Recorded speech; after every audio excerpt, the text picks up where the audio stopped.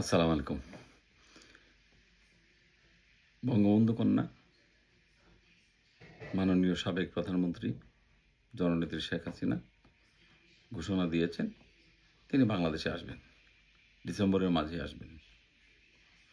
এ নিয়ে বাংলাদেশে তোলপাড়, রাজাকারের নাতিপুতিরা, জুলাই জঙ্গিরা এবং পাকিস্তানি প্রেতাত্মারা যারা আমেরিকান ডিপ স্টেটের পয়সা খেয়ে বাংলাদেশটিকে আমেরিকার হাতে তুলে দিয়েছিলেন এবং যারা দেশের সাধারণ মানুষের উপরে নিষ্ঠুর নির্যাতন চালিয়েছেন, যারা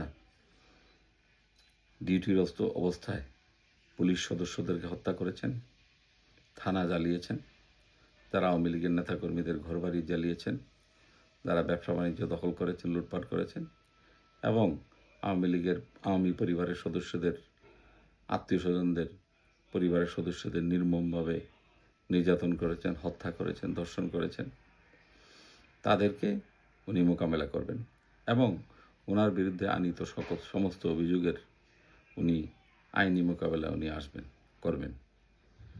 আপনারা ভয় পেয়েছেন, আমরা বুঝতে পারছি। আপনাদের আপনাদের ভীতি আপনাদের চোখে মুখে স্পষ্ট। আপনারা ভয় পেয়েছেন, আপনারা জানেন আপনারা অপরাধ করেছেন। এই সীমাহীন অপরাধের জন্য আপনাদের এত ভয়।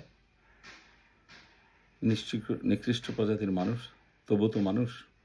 আপনাদের ভিতর এই ভীতিটা এই জন্যই কাজ করছে। আপনাদের কথাবার্তা, চলাফেরায়, আপনাদের হুঙ্কার, ধমকিতে বোঝা যাচ্ছে আপনারা কতটা ভীত এবং আপনাদের ভিতরে এই অপরাধবোধটা কাজ করছে।